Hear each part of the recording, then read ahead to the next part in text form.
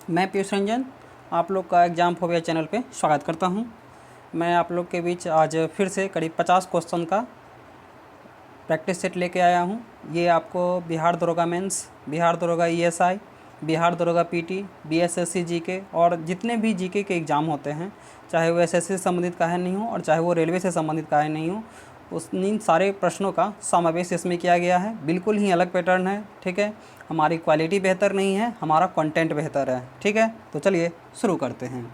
आज का सबसे पहला क्वेश्चन, इंद्रावती नेशनल पार्क किस राज्य में स्थित है? इंद्रावती नेशनल पार्क, यह जो पार्क है छत्तीसगढ़ में स्थित है, ठीक है। छत्तीसगढ़ के कुछ पार्क के बारे में हम लोग और जान लेते हैं। छत्तीसगढ़ में और पार्क कौन सा है? कांगड़ वैली, ठीक है, कांगड़ वैली। फिर आपको है गुरु घासीदास, ये पार्क भी जो है यहाँ पे, इस पार्क को संजय गांधी नेशनल पार्क के नाम से भी जाना जाता है। यहाँ पर एक वन विहार है जो कि एग्जाम में बहुत पूछा जाता है, अचकन कमार वन विहार। ये कहाँ पे है?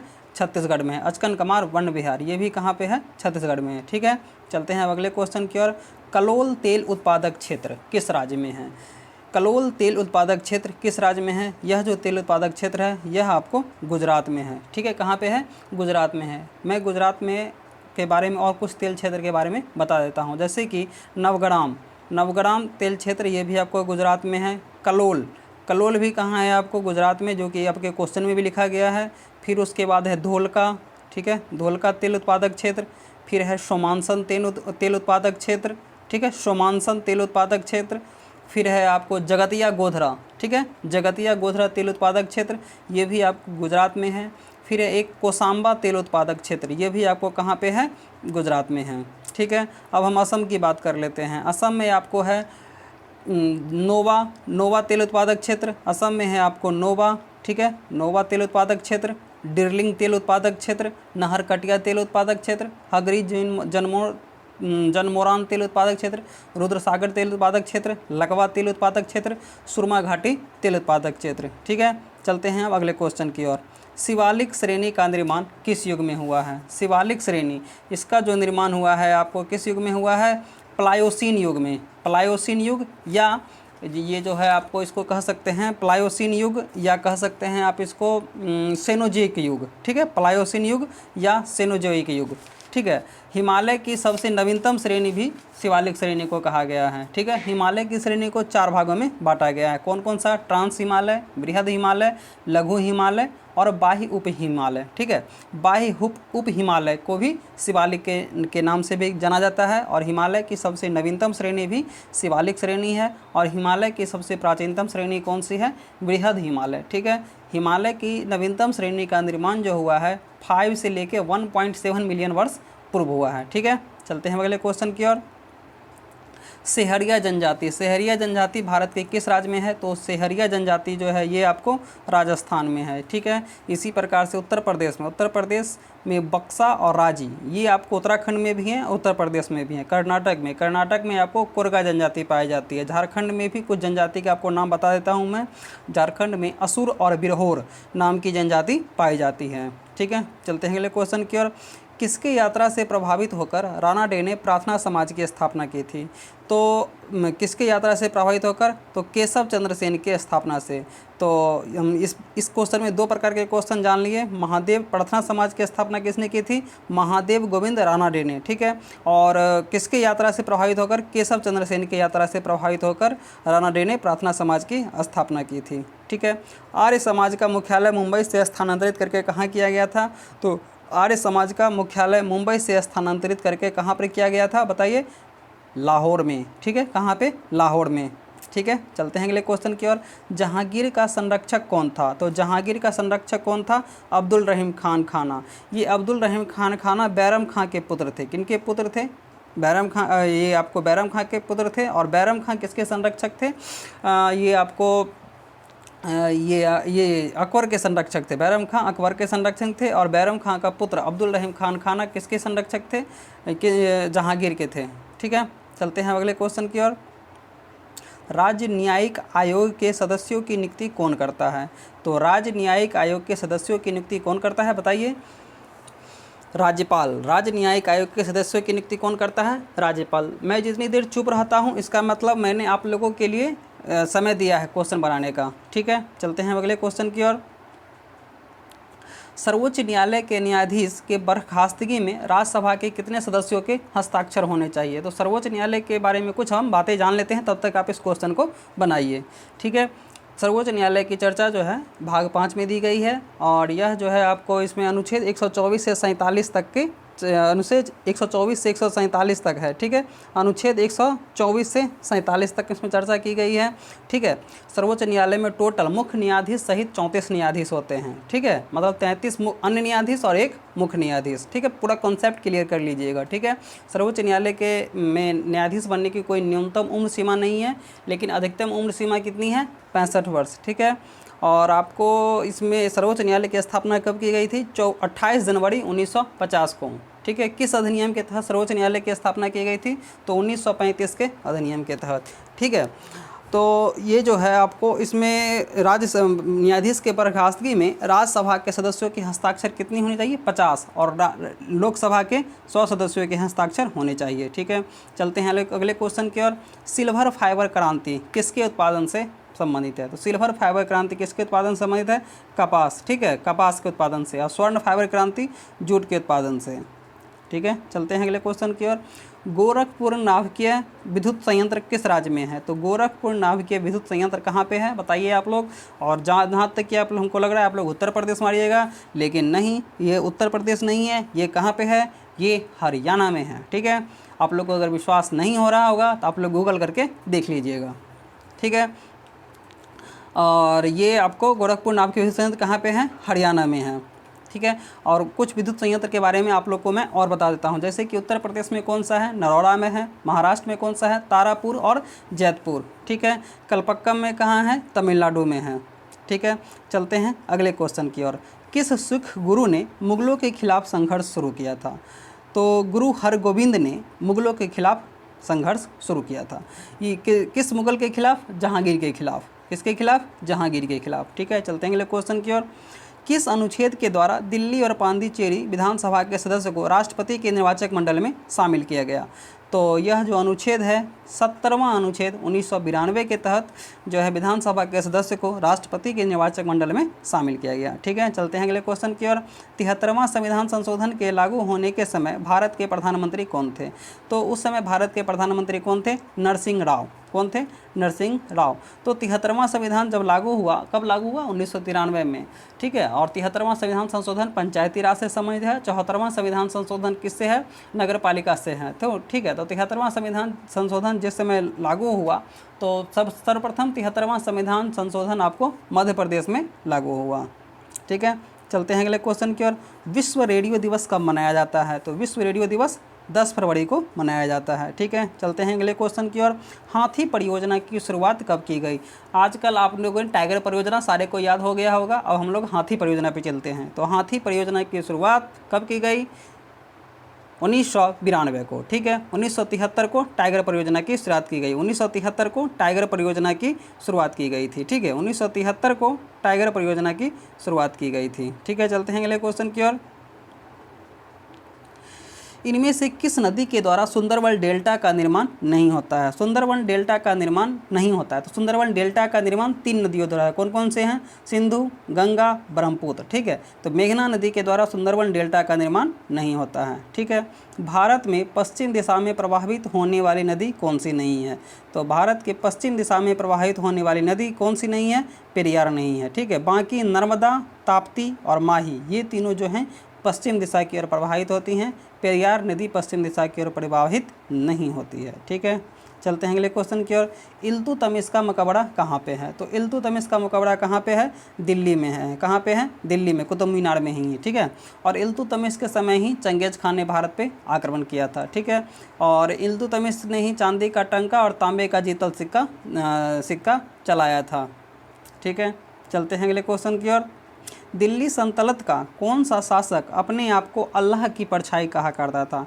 तो दिल्ली सल्तनत का बलबन एक ऐसा शासक था जो अपने आप को अल्लाह की परछाई या जिले-ए-इलाही के नाम से कहा करता था। ठीक है, बलबन ने ही आपको नवरोज़ उत्सव शुरू किया था। बलबन ने ही आपको नवरोज़ उत्सव सिजदा एवं पैबोस पर था, ठीक है। और बलबन की जो मृत्यु हुई थी अपने पुत्र के वियोग के कारण हुई थी, इसका पुत्र मर गया था इसी कारण से, तो इसके पुत्र का क्या नाम था, शहजादा मोहम्मद। अपने पुत्र शहजादा मोहम्मद के वियोग के कारण इसकी मृत्यु हो गई थी। ठीक है, चलते हैं अगले क्वेश्चन की ओर। खैरा सत्याग्रह के दौरान गांधी जी और पटेल के अलावा और कौन शामिल था? तो खैरा सत्याग्रह जो है यह आपको 1918 में हुआ था, और इसी आंदोलन में है जो है आपको लगान ना अदा करने का नारा दिया था, और जो यह नारा डिजाइन किया था मोहनलाल पांडे के द्वारा। ठीक है, और इसमें जो है ये जो आंदोलन है आपको गांधी जी के द्वारा पूर्ण रूप से चलाया गया किसान आंदोलन था। ठीक है, इसमें आपको इंदिरा लाल याग्निक जो हैं गांधी जी और पटेल के अलावा शामिल थे। ठीक है, चलते हैं अगले क्वेश्चन की ओर। उड़ीसा को शास्त्रीय भाषा का दर्जा कब दिया गया? तो सबसे पहले हम शास्त्रीय भाषा मतलब क्लासिकल लैंग्वेज, टोटल भारत में छः भाषा को क्लासिकल लैंग्वेज का दर्जा दिया गया। सबसे पहले किसको दिया गया था? सबसे पहले तमिल भाषा को दिया था। किस भाषा को? तमिल भाषा को। तमिल को कब दिया गया था? 2004 में। तमिल को कब दिया गया था? 2004 में। संस्कृत को कब दिया गया था? संस्कृत को 2005 में। संस्कृत को कब दिया गया? 2005 में। संस्कृत को 2005 में। तेलुगु और कन्नड़ को कब दिया गया? 2008 में। ठीक है, और मलयालम को 2013 में। उड़ीसा को कब दिया गया? 2014 में। 2014 में। उड़ीसा को 2014 में। ठीक है, तो अब चलते हैं अगले क्वेश्चन की ओर। किसकी अध्यक्षता में राष्ट्रीय धार्मिक और भाषाई अल्पसंख्यक आयोग बनाया गया था? बताइए, किसकी अध्यक्षता में राष्ट्रीय धार्मिक और भाषाई अल्पसंख्यक आयोग बनाया गया था? तो यह थी रंगनाथ मिश्रा की अध्यक्षता में। ठीक है, चलते हैं अगले क्वेश्चन की ओर। सर्वोच्च न्यायालय के क्षेत्राधिकार से संबंधित कौन सा अनुच्छेद है? तो सर्वोच्च न्यायालय के क्षेत्राधिकार से संबंधित कौन सा अनुच्छेद है? तो अनुच्छेद 134। अनुच्छेद 134 जो है सर्वोच्च न्यायालय के क्षेत्राधिकार से संबंधित है। हस्तिनापुर वन विहार कहाँ स्थित है? तो यह जो वन विहार है आपको उत्तर प्रदेश में स्थित है। ठीक है, चलते हैं अगले क्वेश्चन की ओर। इनमें से गाय की किस्म कौन सी है? ठीक है, तो इनमें से गाय की किस्म जो है आपको निमारी है। बाकी मराठावाड़ा, टोडा, भदावड़ी ये सब किसकी किस्म है? भैंस की। मराठावाड़ा, टोडा, भदावड़ी ये सब जो है किसकी है? भैंस की है। ठीक है, चलते हैं अगले क्वेश्चन की ओर। मानगुरु भारी ऊर्जा जल संयंत्र कहाँ स्थित है? तो मानगुरु भारी ऊर्जा जल संयंत्र यह आपको तेलंगाना में स्थित है। ठीक है, चलते हैं अगले क्वेश्चन की ओर। अलकतरा मेगा पावर प्रोजेक्ट, अलकतरा मेगा पावर प्रोजेक्ट यह कहाँ पे स्थित है? तो यह आपको छत्तीसगढ़ में है। छत्तीसगढ़ में एक और मेगा पावर प्रोजेक्ट है सलका खमड़िया मेगा पावर प्रोजेक्ट, यह भी आपको छत्तीसगढ़ में है। शासन mega power project Madhya Pradesh में है, और गिरिये मेगा पावर प्रोजेक्ट यह आपको महाराष्ट्र में स्थित है। ठीक है, चलते हैं अगले क्वेश्चन की ओर। किस मिट्टी को स्वतः जुताई वाली मिट्टी कहा जाता है? तो काली मिट्टी को स्वतः जुताई वाली मिट्टी कहा जाता है। काली मिट्टी को आपको चेरनोजम मिट्टी के नाम से भी जाना जाता है। ठीक है, चलते हैं अगले क्वेश्चन की ओर। भारत में संघीय न्यायालय की स्थापना कब की गई? तो भारत में संघीय न्यायालय की स्थापना 1 अक्टूबर 1937 को की गई थी। ठीक है, चलते हैं अगले क्वेश्चन की ओर। किस अधिनियम के तहत कार्यपालिका से प्रश्न पूछने की अनुमति दी गई? तो 1892 के अधिनियम के तहत कार्यपालिका से प्रश्न पूछने की अनुमति दी गई। भारत में सबसे पहला रेगुलेटिंग एक्ट 1773 के अधिनियम के तहत आया था। 1813 के अधिनियम के तहत शिक्षा के क्षेत्र में 1 लाख रुपए खर्च करने का प्रस्ताव आया, लेकिन दिया कब किया गया था? 1833 में शिक्षा के अधिनियम के तहत 1 लाख रुपया दिया गया। 1813 में ही आपको चाय और चीनी के व्यापार को छोड़कर बाकी सारे व्यापार पर प्रतिबंध लगा दिया गया, और 1833 में चाय और चीनी के व्यापार पर भी प्रतिबंध लगा दिया गया। ठीक है, चलते हैं अगले क्वेश्चन की ओर। चपनाला झील, चपनाला झील किस राज्य में है? तो चपनाला झील आपको किस राज्य में है? तो यह झील जो है आपको असम में है। ठीक है, चलते हैं अगले क्वेश्चन की ओर। India state of forest survey के अनुसार कुल भारतीय वनों का कितना प्रतिशत जंगल की आग के खतरे के दायरे में है? तो 21.7% जो है आपका वन जो है जंगल की आग के खतरे के दायरे में है। ठीक है, अब हम साइंस के कुछ क्वेश्चन देख लेते हैं। साइंस है इसमें, अब जो अगला हमारा क्वेश्चन आएगा साइंस है, करंट अफेयर है। ठीक है, और कुछ हिस्ट्री का भी क्वेश्चन है। ठीक है, चलते हैं देखते हैं। परमाणु में कक्षों को भरने का क्रम नियंत्रित करता है। तो परमाणु में कक्षों का भरने का क्रम कौन नियंत्रित करता है? ऑफ बाउ सिद्धांत द्वारा। ठीक है, ऑफ बाउ सिद्धांत द्वारा जो है परमाणु में कक्षों के भरने का क्रम नियंत्रित होता है। ठीक है, चलते हैं अगले क्वेश्चन। निम्नलिखित में से कौन मछली नहीं है? जैसा कि इस बार भी एग्जाम हुआ था, इसमें देखे होंगे मछली से क्वेश्चन पूछा था, तो इस बार मैंने भी मछली से क्वेश्चन दिया। निम्नलिखित में से कौन सी मछली नहीं है? तो रेजर फिश जो है वास्तविक मछली नहीं है। बाकी ये तीन जो है, सा फिश, गिटार फिश और पाइप फिश, ये तीनों वास्तविक रूप से मछली हैं। ठीक है, अब कुछ आपको मैं और नाम बता देता हूँ। कुछ समुद्री जंतुओं के नाम मछलियों के नाम से मिलते जुलते हैं, परंतु ये मछलियाँ नहीं हैं। ध्यान से सुन लीजिएगा। सबसे पहले तो रेजर फिश मछली के नाम से मिलता जुलता है, लेकिन मछली है नहीं। कुछ और नाम जो मछलियों के नाम से मिलते जुलते हैं लेकिन पर मछली नहीं है, कौन कौन से हुए हैं? Jellyfish, starfish, silverfish, cuttlefish, hagfish, razorfish, crayfish. ठीक है, तो ये सब मछली जैसे हैं, लेकिन ये सब मछली नहीं है। कौन कौन से? एक बार मैं और रिपीट कर देता हूँ। Jellyfish, starfish, silverfish, cuttlefish, hagfish, razorfish, crayfish. ठीक है, चलते हैं अगले क्वेश्चन की ओर। हरित सकल राष्ट्रीय उत्पाद जोड़ देता है। तो हरित सकल राष्ट्रीय उत्पाद किस पे जोड़ देता है? चिर अस्थायी विकास पर। यह चिर अस्थायी विकास क्या है? तो मतलब अपना विकास करने के साथ साथ आने वाले पीढ़ी के लिए भी हम विकास के लिए कुछ छोड़ सकें, उसको कहा जाता है चिर अस्थायी विकास पर। ठीक है, किसी देश में पैदा होने वाली निजी आय में किसे शामिल नहीं किया जाता है? विदेशी मुद्रा पर वर्तमान भुगतान को किसी देश में पैदा होने वाले निजी आय को शामिल नहीं किया जाता है। ठीक है, चलते हैं अगले क्वेश्चन की ओर। राष्ट्रीय चिकित्सक आयोग, ठीक है, NMC मतलब नेशनल मेडिकल कमीशन का अध्यक्ष किसे बनाया गया है? तो सुरेश चंद्र शर्मा को राष्ट्रीय चिकित्सक आयोग का अध्यक्ष बनाया गया है। ठीक है, चलते हैं अगले क्वेश्चन की ओर। लोकमान्य तिलक राष्ट्रीय पुरस्कार से किसे सम्मानित किया गया है? तो लोकमान्य तिलक राष्ट्रीय पुरस्कार से रजत गुप्ता, जो कि इंडिया टीवी के संपादक हैं, उनको सम्मानित किया गया है। ठीक है, चलते हैं अगले क्वेश्चन की ओर। वास्तविक सकल घरेलू उत्पाद को मापा जाता है किस पे? स्थिर दाम पर और चालू दाम पर। इसमें सिर्फ स्थिर दाम दिया हुआ है, तो वास्तविक सकल घरेलू उत्पाद को स्थिर दाम और चालू दामों पर मापा जाता है। ठीक है, चलते हैं अगले क्वेश्चन की ओर। भारी जल क्या है? भारी जल क्या है? तो भारी जल एक प्रकार का क्या है? आपको मंदक के रूप में प्रयोग किया जाता है। भारी जल का एक फार्मूला क्या होता है? D2O। भारी जल का फार्मूला क्या होता है? D2O। ठीक है, D2O को आपको ये जो है रंगहीन, गंधहीन तथा स्वादहीन होता है। ठीक है, इसका हिमांक कितना होता है? 1.1 होता है। ठीक है, और भारी जल का अनुभार कितना होता है? 20.030 होता है। ठीक है, चलते हैं अगले क्वेश्चन की ओर। छपाई में प्रयोग की जाने वाली स्याही निम्नलिखित में से किसके अपघटन से प्राप्त होती है? तो यह जो है आपको मीथेन के अपघटन से प्राप्त होती है। मीथेन के बारे में कुछ बातें जान लेते हैं। मीथेन जो है एक रंगहीन, गंधहीन तथा स्वादहीन गैस है। ठीक है, यह दलदली क्षेत्र में पाई जाती है। यह आप जो भैंस जो मुँह या भैंस, गाय, कोई भी जानवर अगर जुगाली करती है, मतलब खाना चबाती है, उससे भी आपको मीथेन गैस निकलता है। ठीक है, मीथेन कार्बनिक पदार्थ के विघटन से तथा कोयले से निकलने वाली गैसों में भी होती है। ठीक है, यह काले रंग, मोटर टायर छपकाने की स्याही, पेंट तथा कार्बन की छड़े में भी प्रयुक्त होती है। ठीक है, चलते हैं अगले क्वेश्चन की ओर। किस राज्य ने 2020 को आर्टिफिशियल इंटेलिजेंस वर्ष घोषित किया है? तो तेलंगाना जो है 2020 को आर्टिफिशियल इंटेलिजेंस वर्ष घोषित किया है। ठीक है, निम्नलिखित रोगों में से कौन टाइगर मच्छरों द्वारा संचालित नहीं होता है? तो जापानी रोग, जापानी एन्सेफेलाइटिस रोग जो है टाइगर मच्छर द्वारा संचालित नहीं होता है। ठीक है, तो ये टाइगर मच्छर को हम लोग एडिज एल्बोपिक्ट्स नाम से जानते हैं। ठीक है, बाकी ये जो पीत ज्वर है, डेंगू ज्वर है और चिकनगुनिया है, ये जो है सेंट लुई एन्सेफेलाइटिस जैसे रोगों के कारण विषाणु का वाहक होता है। ठीक है, चलते हैं अगले क्वेश्चन की ओर। भारतीय विश्वविद्यालय अधिनियम कब पारित हुआ? यहाँ पे मिस्टेक हो रहा है। भारतीय विश्वविद्यालय अधिनियम 1904 में पारित हुआ। और किसके समय पारित हुआ? यह जो है भारतीय विश्वविद्यालय अधिनियम, यह आपको लॉर्ड कर्जन के समय में पारित हुआ। किसके समय? लॉर्ड कर्जन के समय हुआ था। और इस किसकी अध्यक्षता में? सर टॉमस रॉ की अध्यक्षता में। ठीक है, चलते हैं अगले क्वेश्चन क्या। निम्नलिखित में से किस एक का संरक्षण भारतीय नागरिक का मूल कर्तव्य है? तो राष्ट्रीय ध्वज का संरक्षण भारतीय नागरिक का मूल कर्तव्य है। ठीक है, चलते हैं अगले क्वेश्चन की ओर। गुलबर्ग एक ज़माने में किसकी राजधानी थी? तो बहमनी वंश की राजधानी गुलबर्ग थी। बहमनी वंश पर कौन सा शासन कर रहा था? हसन गंगू। ठीक है, चलते हैं अगले क्वेश्चन की ओर।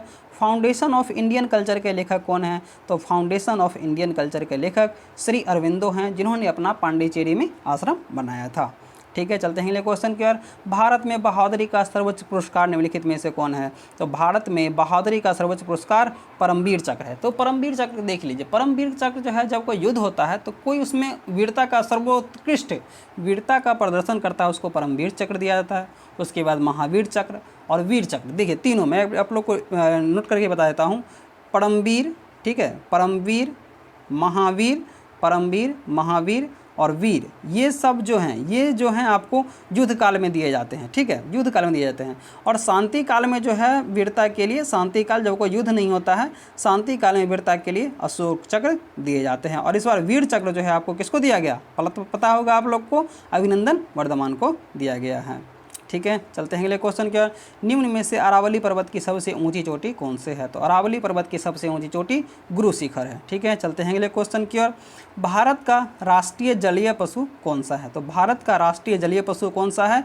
तो डॉल्फिन जो है भारत का राष्ट्रीय जलीय पशु है। ठीक है, तो ये था टोटल आप लोग का करीब 51 क्वेश्चन का। ठीक है, ये आपको सारे एग्जाम में, जितना खासकर दरोगा मेंस के लिए और दरोगा आपको जीएसआई का आने वाला एग्जाम है, इसमें काफ़ी ये काम देगा। ये आप बीएसएससी के लिए भी देख सकते हैं। ठीक है, तो आप लोग को कैसा लगे ज़रूर बताइएगा। ठीक है, अच्छा लगता है तो चैनल को शेयर कीजिए और चैनल को सब्सक्राइब कीजिए। ठीक है, गुड बाय, टेक केयर।